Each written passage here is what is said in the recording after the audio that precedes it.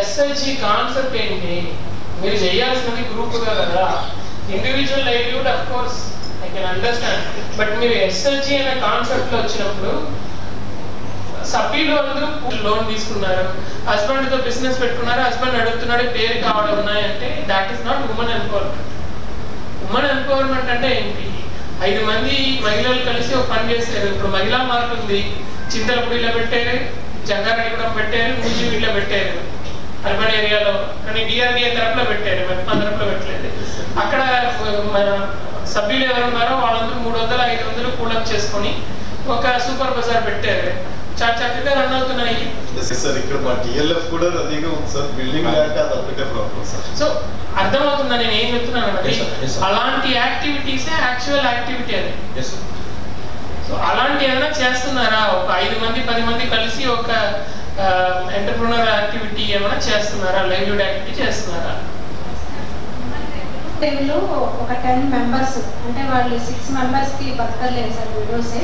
ఆ గ్రూప్లో 10 మెంబర్స్ చమ్కీ దండలు తయారు చేస్తారు సార్. రా మెటీరియల్ రాజమండ్రి నుంచి అక్కడ నుంచి బస్సు పంపిస్తారు sir.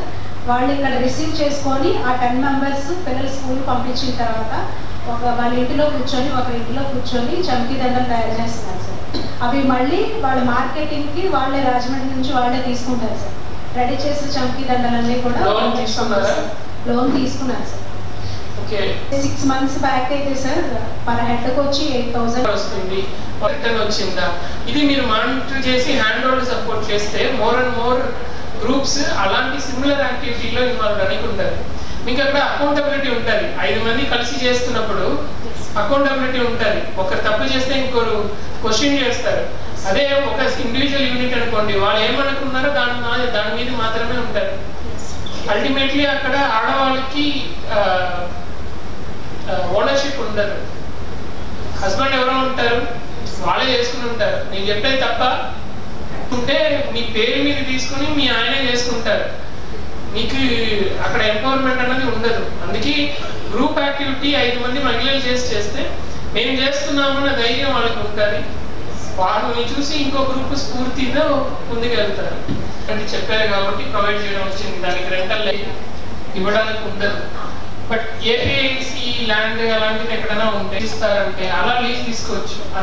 Commissioner municipal private land అన్నా ఏదో నెగోషియేట్ చేసి వాళ్ళకి లీజ్ ఇవ్వాలంటే ఇప్పిస్తారు. That is where the convergence will happen at municipality and పంపించుకోవడమే. మగ్గం వర్క్ చేయాలా, ఒక యూనిట్ పెట్టుకోవాలంటే యూనిట్ అక్కడ పెట్టుకోవాలి. అలా processing manufacturing related group activity మీరు ఏమైనా చేస్తారంటే ల్యాండ్ అయితే ఐడెంటిఫై చేస్తాం.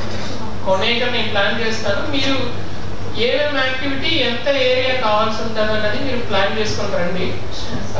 గవర్నమెంట్ ల్యాండ్ ప్రైవేట్ ల్యాండ్ అన్నది చూసి based on the availability. Government land available కాకపోతే ప్రైవేట్ ల్యాండ్ అన్నా మనం తీసుకోవడానికి అవుతుందంటే మనం ప్రయత్నం చేస్తాం. That's not an issue. But manufacturing or processing group activity ఉండాలి. 90% సబ్సిడీ ఉంది. ఇది ఫుడ్ ప్రాసెసింగ్ యూనిట్స్ లో నాకు తెలిసి అగ్రో ప్రాసెసింగ్ యూనిట్ లో హార్టికల్చర్ ఎనేబుల్ అయ్యి ఐ థింక్ 70 to 90% ఉన్న స్కీమ్స్ కూడా ఉన్నాయి, సబ్సిడీ స్కీమ్స్. అందరికి ఇప్పుడు సుబ్బమ్మదేవి హై స్కూల్ అనుకోవాలి సార్. సుబ్బమ్మదేవి హై స్కూల్ కానీ లేదా వెంకటరాపేట స్కూల్ కానీ ఇప్పుడు ఏం చేశారంటే ఎదురు కాలనీ దగ్గర పంపిస్తున్నారు. ఒక ఓటు ఎదురు కాలనీ దగ్గర ఉంటుంటే ఒక ఓటు వచ్చి పాస్పం దగ్గర ఉంటుంది. దానివల్ల ఆ ఫ్యామిలీ ప్రాబ్లమ్స్ అవుతున్నాయి సార్.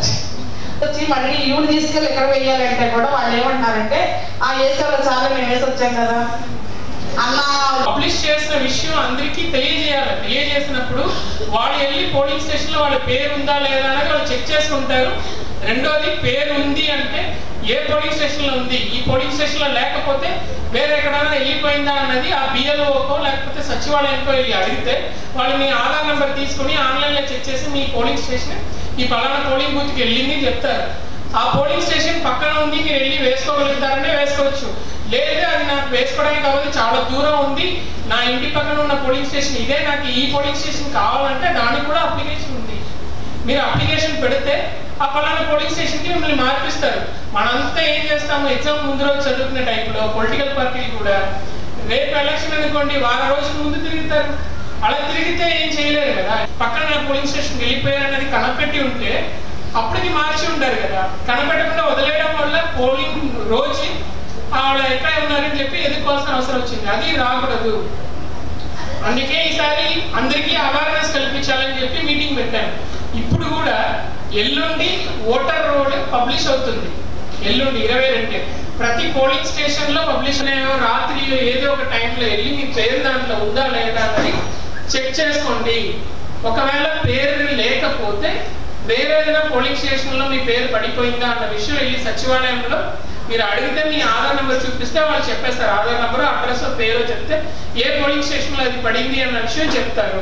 ఒకవేళ ఆ పోలింగ్ స్టేషన్ మీకు చాలా దూరంగా ఉంది, పొరపాటుగా ఇక్కడ ఉన్న ఓటు అక్కడ పడిపోయిందంటే దానికి ఒక అప్లికేషన్ ఉంటుంది, ఫామ్ అయితే మీరు అది అప్లై చేస్తే విత్ ఇన్ ద కాన్స్టిట్యున్సీ లోపల ఆ పోలింగ్ స్టేషన్ నుంచి ఈ పోలింగ్ స్టేషన్ మారుస్తారు.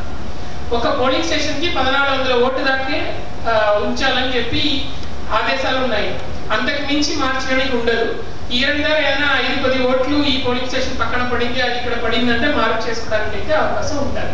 కానీ ఎల్లుండి పబ్లిష్ చేసిన తర్వాత పేపర్లో కూడా మేము ప్రెస్ నోట్ ఇస్తాము. అందరూ వెళ్ళి అది చూసుకొని దాంట్లో పేరు ఉందా లేదా అన్నది చెక్ చేసుకోవాలి. ఒకటి. రెండోది, చనిపోయిన వాళ్ళ పేరు ఏదైనా ఉంటే కూడా ఒకవేళ ఉందనుకోండి మీ బిఎల్ఓకి చెప్పాలి. ఈ పేరుని తొలగించడం కూడా జరుగుతుంది. అంటే చనిపోయిన వాళ్ళ పేర్లని మనం తొలగించడం వల్ల ఓటర్ పర్సంటేజ్ పెరుగుతుంది. ఇప్పుడు 100 మంది ఉన్నారు, 60 మంది ఓటు వేశారు, కానీ ఆ 100 మందిలో 20 మంది చనిపోయిన వాళ్ళు ఉన్నారనుకోండి, దాన్ని తొలగించేస్తే 80 మంది అవుతారు. 80 మందిలో 60 మంది ఓటు వేశారంటే పర్సంటేజ్ పెరుగుతుంది. అర్థమవుతుందా? సో కొత్త నమోదు చేయడము ఇంపార్టెంట్, చనిపోయిన వాళ్ళు ఎవరైనా ఉంటే వాళ్ళని తొలగించడం కూడా ఇంపార్టెంటే. సో ఓటర్ లిస్ట్ ని మీ సభ్యుల్ని వెళ్ళి చూసుకోమనండి.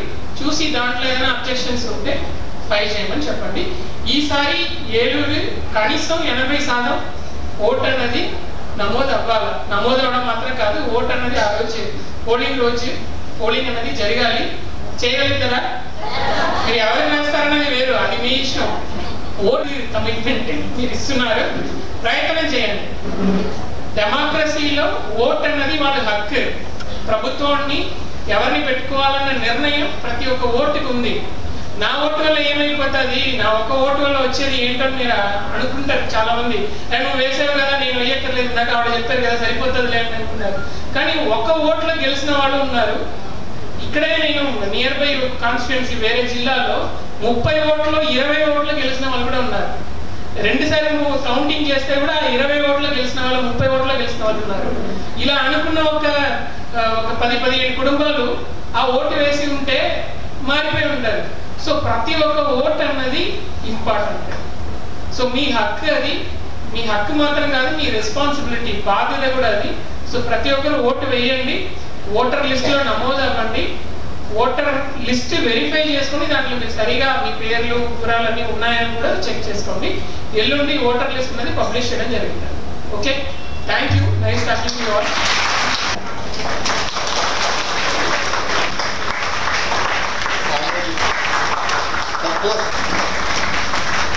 రాణినగర్ ఎస్ఎల్కు